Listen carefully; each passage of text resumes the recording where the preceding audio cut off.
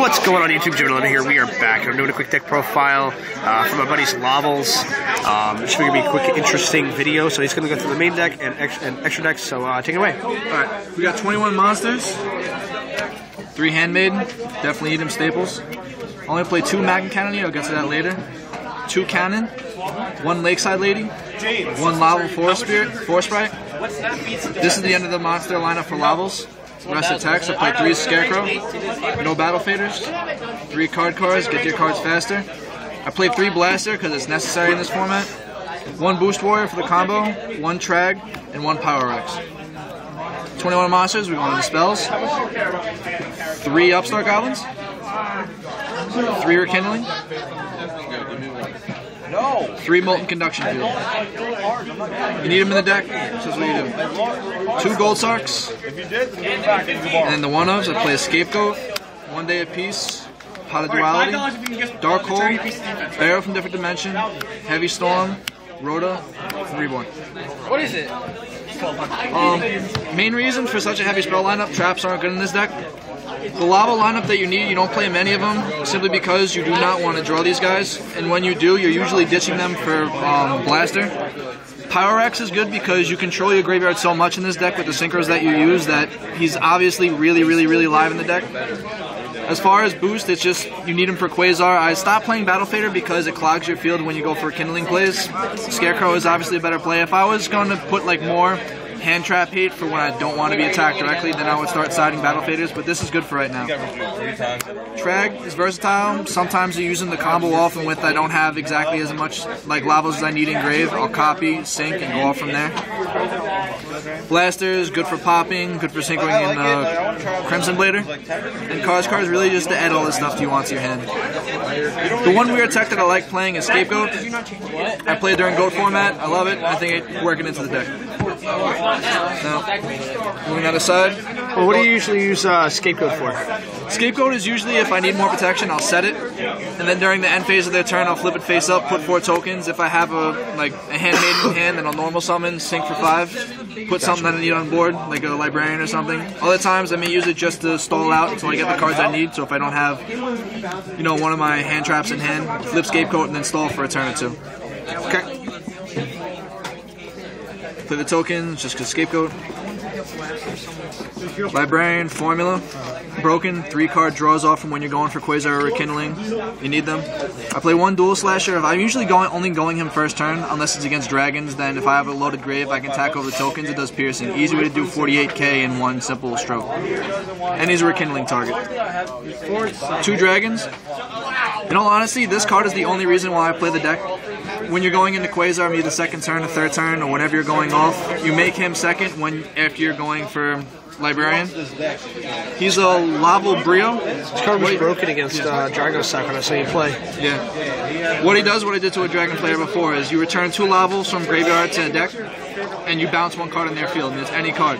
So you can just literally bounce their entire field until you run out, and then you can go Molten Conduction Field, dump your whole deck back into grave, and then rebounce again. Broken card. I play Laval Dragoon. Main reason is I combo off with Cannon and Gold Sark with Sprite. If I don't have a Sweltering in hand and I happen to have Rekindling and these are a scenario and with Blaster I can banish it, we go Gold Sark for 4 Sprite and then normal Cannon. Cannon sinks into Dragoon and Handmaid in the hand, and then the second effect is send Allow from hand to grave, so you would send Handmaid to grave, loading up your grave once more, giving you another option to go.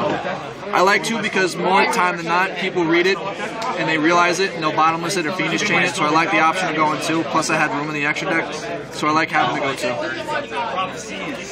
Flammable Deity.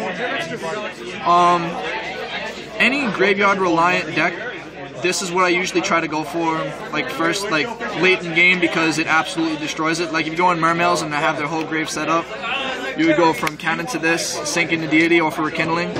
However many cards you have in your hand, usually at that time, if you're drawing off Librarian, you're going to have a lot. So then you just banish up to 5 or up to 4, or however many you really want in grave. And against dragons, it's good because they get rid of their dragons before they want to use them for their effects. Black Rose, second favorite card of the extra deck, right behind Quasar.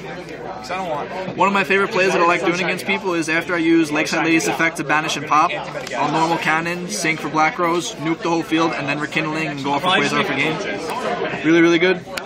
Crimson Blader, since I play the blasters, I like playing Crimson Blader because in a Dragon Mirror match or against spellbooks, anything that requires sinking or dropping heavy monsters, this will slow down a lot, if not completely destroy the deck. Stardust, I don't make him nearly as much as I like, but I like making him for the simple fact reason that it's Stardust, and sometimes it could come in handy if I don't have an exact rekindling play, but I need to put something on board. I'll usually put Stardust or Crimson Blader. Shooting Star, you need it for Quasar. I have yet to ever make him specifically from sinking. I usually just bring him out when Quasar leaves the field. Shooting Quasar Dragon. One of the most broken sinker I think has ever been made. He attacks twice for every non-synchro tuner monster used to make him. So it's an easy 8k direct. Plus he's a spell speed 2, solemn judgment, and warning. And for the Fire Fist matchup, going Rekindling in some ways to make Quasar is not exactly the most optimal play. So when I play Fire Fist, they really can't ever get over Nova. Unless they're playing Compulse or some sort of chaining thing to stop his effect. They can't pop him with Bear, they can't Dark Hole, he cannot be destroyed by card effects. So it really is a problem on the deck. And he gets 500 for every tuner engrave, and by that point, he's usually up to 55, 6,000 sometimes. Yeah, so before you were playing against Dragons, and you were under max C, you let your opponent draw like infinite times, and then they got rid of your field, and then you did it again, and then they drew infinite times again, and then you still won because you had Quasar out.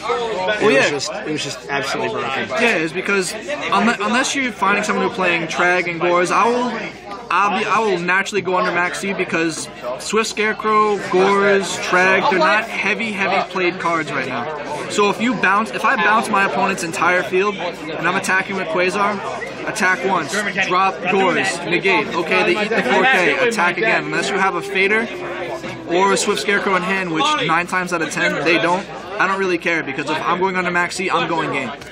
Awesome. Well, thanks very much for the deck profile, guys. Don't forget to comment, rate, subscribe, and comment on the video. Tell me what you guys think, and I'll see you guys later. 11, out.